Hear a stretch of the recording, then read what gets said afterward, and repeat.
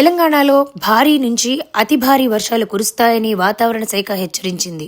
గురువారం ఆదిలాబాద్, ఆసిఫాబాద్, మంచిర్యాల, పెద్దపల్లి, భూపాలపల్లి, ములుగు జిల్లాల్లో భారీ వర్షాలు కురుస్తాయని పేర్కొంది. 9 జిల్లాలకు ఆరెంజ్, 24 జిల్లాలకు ఎల్లో అలర్ట్ జారీ చేసింది. కొన్ని జిల్లాల్లో 20 సెంటీమీటర్లు పైగా వర్షపాతం నమోదైందని వాతావరణ శాఖ తెలిపింది.